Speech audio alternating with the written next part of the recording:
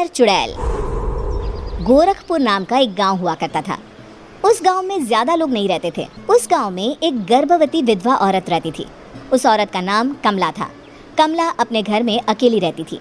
उसके पति की सारी जायदाद उसके नाम हो गई थी, पर सभी गांव वाले उस औरत को मनहूस औरत समझा करते थे और सभी उससे नफरत किया करते थे। एक बार कमला राशन की दुकान पर खाने का सामान खरीदने जाती है। भैया जी, जरा 1 किलो दाल चावल देना। अरे हाय हाय हाय हाय हाय, अरे मनहूस औरत, मेरी दुकान में अपशुगन करवाने आ गई क्या? है, चल जा यहाँ से। मैं कुछ नहीं देने वाला तुझे। भाग भाग यहाँ से, चल जा, निकल। भैया जी, ऐसा मत कहिए। घर मुझे खाने की बहुत जरूरत है, मुझे खाना दे दीजिए।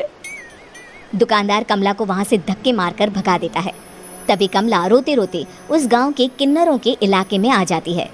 गांव वाले किन्नरों को उसी इलाके में रखा करते थे, क्योंकि वो लोग किन्नरों को पसंद नहीं करते थे और उनके इलाके में रहने से मना करते थे। तो किन्नरों ने उसी गांव में अपना एक इलाका बना लिया था। जब किन्नर लोग देखते हैं कि एक गर्भवती महिला रोते रोते उनके इलाके में आ गई है, तो सारे किन्नर कमला के पास जाकर उसका हाल पूछने लगते हैं। क्या हुआ बहन, तुम्हारी गर्भवती अवस्था में इतनी बुरी हालत कैसे है? तुम रो क्यों रही हो? तुम डरो मत, हम तुम्हें कोई नुकसान नहीं पहुंचाएंगे। तुम शांत होकर सब बताओ कि हुआ क्या है। मैं कमला हूँ, मैं गांव के दूसरे इलाके से आई हूँ। 2 महीने पहले ही मेरे पति की मौत हुई है। मुझे गांव के लोग मनहूस मानते हैं, क्योंकि मैं विधवा हूँ और गर्भवती भी। वहाँ के लोग मुझे खाने के लिए कुछ बेचने के लिए भी तैयार नहीं, जिससे मेरा गुजारा नहीं हो रहा था। कोई बात नहीं कमला, हम तुम्हारा ख्याल रखेंगे। किन्नर लोग कमला को एक खाली घर में रहने के लिए जगह दे देते हैं और उसकी देखभाल भी करते हैं। कुछ ही महीने बाद कमला अपने बच्चे को जन्म देती है, पर अफसोस, कमला बच्चे को जन्म देते ही अपनी जान गंवा देती है। जब सब किन्नर बच्चे को देखते हैं तो बहुत खुश हो जाते हैं, क्योंकि वो बच्चा भी किन्नर ही था। कमला ने एक किन्नर बच्चे को जन्म दिया था। अब इस बच्चे की देखभाल कौन करेगा? हम तो इस बच्चे को गांव के दूसरे इलाके में भी नहीं भेज सकते। और तो क्या हुआ, इस बच्चे की माँ नहीं रही तो हम इसे पालेंगे। अब ये हमारे इलाके में रहेगा, हमारे साथ रहेगा। फिर वो किन्नर उस किन्नर बच्चे को गोद ले लेते हैं, उसका नामकरण कराते हैं। उस किन्नर बच्चे का नाम शक्ति रखा जाता है। देखते ही देखते शक्ति बड़ी होने लगती है। उसके रंग रूप बहुत सुंदर थे, सुंदर किन्नर दिखती है। एक दिन शक्ति एक किन्नर से पूछती है, माँ जी सुनिए ना, ये गांव के दूसरे इलाके में भी तो लोग रहते हैं, तो हम वहाँ क्यों नहीं जाते? हम उनसे अलग क्यों रहते हैं? शक्ति, क्योंकि वो लोग हमारे जैसे नहीं, वो लोग हमें पसंद नहीं करते, इसीलिए हम उनसे अलग रहते हैं। क्यों? वो हमें क्यों पसंद नहीं करते? मुझे एक बार उस इलाके में जाना है, मैं एक बार वहाँ जाकर घूम कर आऊँ। शक्ति, खबरदार, जो तू उस इलाके में कभी भी गई तो अपनी जान नहीं गंवाना चाहती तो उस इलाके में कभी कदम भी नहीं रखेगी, समझी? इतना कहकर वो किन्नर वहाँ से चली जाती। शक्ति उस किन्नर की बात सुनकर बहुत रोती है। माँ जी, ऐसा कैसे कह सकती हैं? उन्होंने इतनी सी बात के लिए मुझे इतना डांटा। अब तो मैं उस इलाके में ज़रूर जाऊंगी। फिर एक दिन शक्ति गांव के दूसरे इलाके में चुपके से जाती है। ये लोग तो हमारे जैसे ही इंसान हैं, तो ये हमसे नफरत क्यों करते हैं? जब शक्ति उस इलाके में पहुंचती है तो गांव के सारे आदमी उसके रूप से मोहित हो जाते हैं। वो लोग ये अंदाज़ा नहीं लगा पाते कि वो किन्नर है।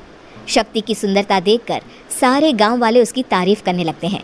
तभी गांव का चक्कर लगाने गांव के जमींदार का बेटा हर्ष वहां पहुंचता है।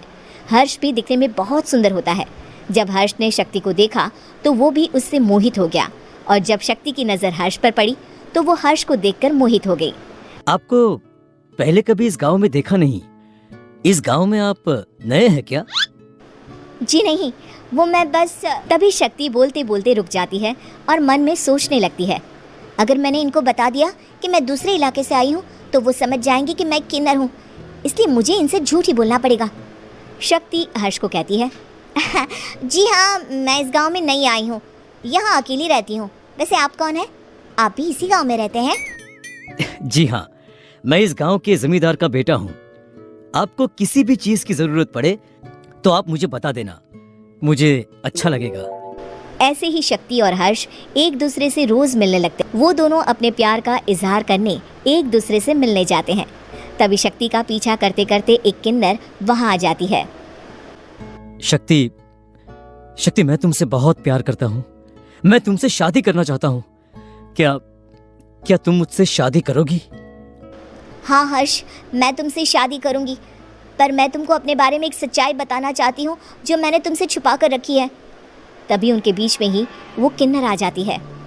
शक्ति, तेरी हिम्मत कैसे हुई ऐसा करने की? वो किन्नर शक्ति को खींचकर गांव के जमींदार के पास ले जाती है। शक्ति को बचाने के लिए पहुंच जाता है। जमींदार शक्ति और हर्ष के प्यार के बारे में सुनकर गुस्से में आ जाता है और शक्ति को गांव के बाहर निकालने की सजा देता है। शक्ति ये बात सहन नहीं कर पाती और कुएं में कूदकर अपनी जान दे देती है। जमींदार हर्ष की शादी गांव की एक लड़की से करवा देता है, पर हर्ष इस शादी से खुश नहीं होता। शक्ति अपना बदला लेने के लिए मरने के बाद किन्नर चुड़ैल बन जाती है। अब मैं इन गाँव वालों को नहीं छोड़ूंगी, अब इनसे मैं अपने प्यार का बदला लूंगी। किन्नर चुड़ैल गांव वालों को परेशान करना शुरू कर देती है। एक बार वो रात को गांव के खेतों में पहुंच जाती है और वहां आग लगा देती है। सारी फसल जल के राख हो जाती है।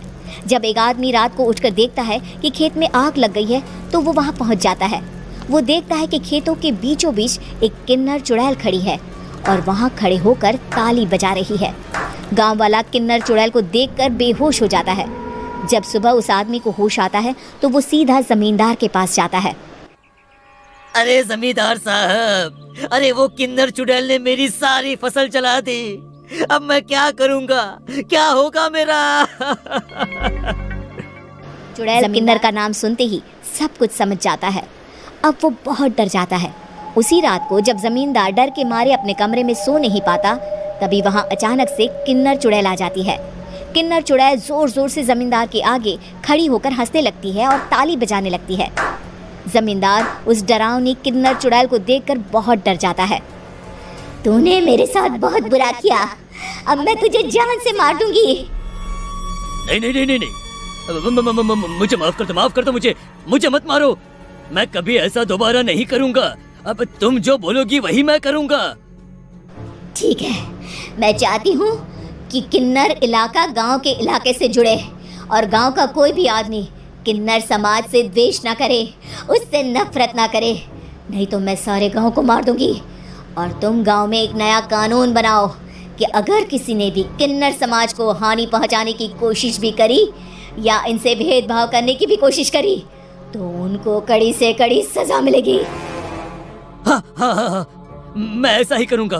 तुम जो बोलोगी वो मैं करूंगा, पर मुझे जाने दो प्लीज। तब वो किन्नर चुड़ैल वहां से चली जाती है। गांव का जमींदार किन्नर चुड़ैल का कहा मानते हुए दोनों इलाकों को एक कर देता है और नया कानून भी लागू कर देता है। तब से वहां किन्नर समाज और बाकी गांव वाले शांतिपूर्वक रहने लगते हैं।